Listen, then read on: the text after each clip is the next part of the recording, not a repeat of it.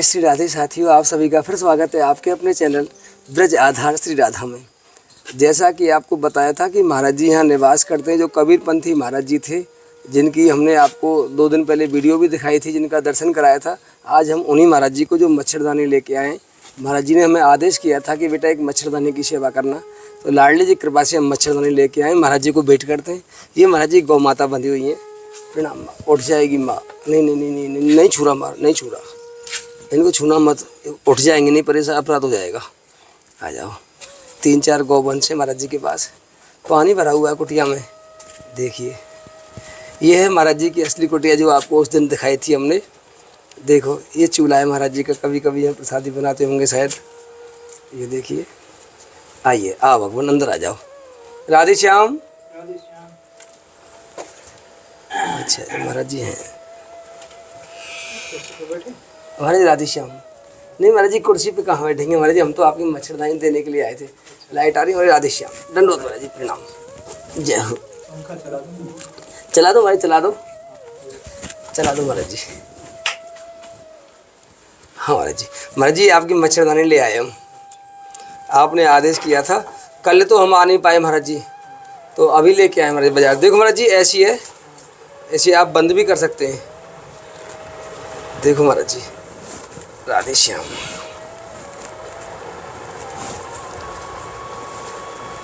बंद तो कर लेंगे इसे आप, मुझे बंद करनी नहीं आती। हाँ महाराज जी, ये कवर है महाराज जी इसका। वाह। तो महाराज जी, ये वही मच्छरदानी है जो बांटी थी अन्य क्षेत्र पे एक बार श्री जी ने। महाराज जी भैया, इसमें लंबे सो सकते हैं आप आराम से। ठीक है महाराज जी। अब ये बंद करना हमसे।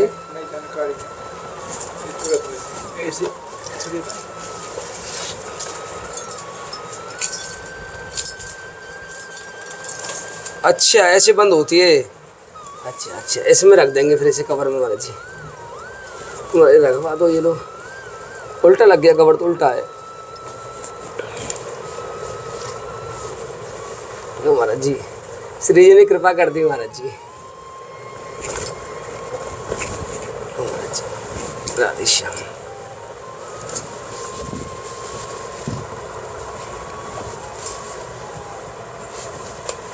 हाँ, हो गई पैक महाराज जी। वाह। चैन लगा देते हैं महाराज जी। चैन कहाँ है? अच्छा, नहीं महाराज ठीक है वो। हाँ महाराज जी, ठीक है महाराज जी। सेवा करवा दी श्री जी ने महाराज जी। क्या आदेश है और बताओ। चैनल कौन है महाराज जी? चैनल का नाम हमारे का ब्रज आधार। हाँ महाराज जी, ब्रज आधार श्री राधा। ब्रज आधार श्री राधा।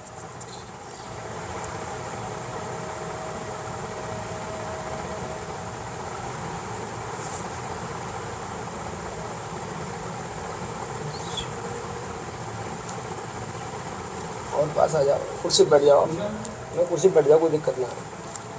ब्रज आधार श्री राधा। हाँ महाराज जी, वैसे तो मैं आपका समय नहीं लूँगा, बिल्कुल जानना चाहूँगा, पर एक छोटा सा निवेदन करना चाहूँगा आपसे कि कोई मेरे लिए बता दो महाराज जी। आप मेरे लिए निजी कोई ऐसा सूक्ष्म उपाय कि मैं भजन नहीं करता, कभी भी मैं भजन नहीं करता महाराज जी, तो मैं क्या कर सकता हूँ जिससे महाराज जी मेरा कल्याण हो जाए? यही है कि सबते लघुता भला, लघुता से सब होए। जस द्वितीया की चंद्रमा शीश नवे सब कोई। तो जैसे पूर्णिमा की चंद्रमा में कोई शीश नहीं नवाता है, और द्वितीया की चंद्रमा छोटा होता है, लेकिन सब उसे शीश नवाते हैं। तो सबसे छोटा बन जाते हैं, बस अपने आप को बड़ा कभी बनने की कोशिश नहीं करेंगे, बस छोटा बने रहेंगे हमेशा, और उसमें अहंकार नहीं आते हैं। बस इतना में ही मानव को कल्याण हो जाए। अपने आप को कभी अहंकार उसमें प्रवेश नहीं करने देंगे, हमेशा छोटा बन के रहना है। सबते लघुता भला, लघुता से सब होए। 10 द्वितीया की चंद्रमा शीश नवे हो। जिस प्रकार द्वितीया की चंद्रमा को सब शीश नवाते हैं छोटे होते हुए, उसी प्रकार मानव को अपने आप को छोटा समझना चाहिए, बड़ा नहीं। और जो कहते हैं जो छोटा होता है वही सबसे बड़ा होता है। अपने आप को जो छोटा समझता है, छोटा रहता है। जैसे हमारे लीला मोहन बाबा बरसाना में बहुत अच्छे संत, विश्वान कुंड में महाराज। बिरसभान कुंड में, कि कोई संत जाते थे तो लंबा पड़ जाते थे, अपने आप झुक जाते थे।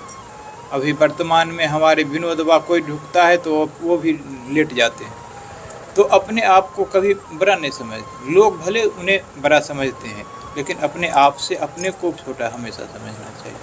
इसलिए लघुता, हमेशा लघुता लाना चाहिए, अपने आप को छोटा समझना चाहिए, बड़ा नहीं समझना चाहिए। जब मन में कुछ अहंकार आ जाता है, विद्या का मद, किसी का बद, घमंड हो जाता है, तो उसी से मनुष्य गिर जाता है अपने आप। और अपने को उठना है, अपने आप को कल्याण चढ़ना है, तो अपने आप को हमेशा नीचे बना रहना है, लघुता बनाना है। लघुता छोटा बने रहने से, और जैसे आप अन्न क्षेत्र चला रहे हैं, अन्न क्षेत्र चला रहे हैं तो साधु संत आते हैं, कोई कुछ बोल दे, कोई कुछ दे, तो उनसे जो है उस समय अपने आप को, वैसे भेष मात्र का संत है, कोई भी साधु है, तो उसमें जो है वैसे भावना नहीं बनाना चाहिए, उसमें उनसे नम्रता के साथ झुक जाना चाहिए।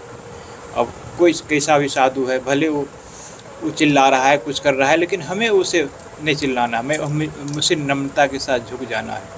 झुक जाने से वो अपने आप फिर दूसरे दिन कहने लगे कि बहुत अच्छे हैं वो, कितना भी कुछ कहते हैं तो कुछ बोलते नहीं। तो इसलिए अपने आप को हमेशा नम्र बन जाना चाहिए, छोटा बनना चाहिए।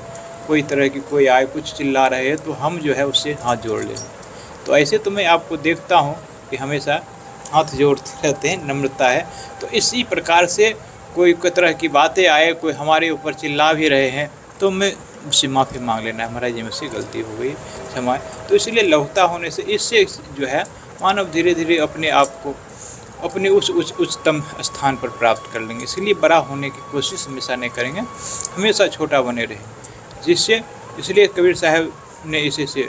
और एक साहब का वाणी है कि मीठी वाणी बोलिए सुख उपजे सओर, वशीकरण यह मंत्र है तजिए वचन करो।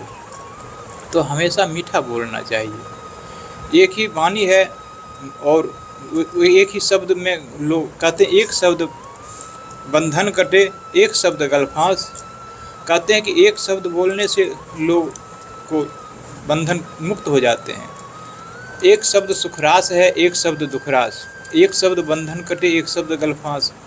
एक ही शब्द से मनुष्य को दुखी हो जाता है और एक शब्द से खुश हो जाते हैं। इसलिए बंधन से भी मुक्त हो जाते हैं। तो इसलिए एक ऐसा शब्द प्रेम से, विनय से, हमेशा नम्रता के रूप में बातें करना है। कोई अगर हमारे पर कोई बिगड़ भी गए, ऐसे संतों की सेवा करना बड़ी कठिन होता है। और वो जो है, और सेवा जो कर लिए और सबको संभाल लिए, बड़ी मुश्किल की बात होती है।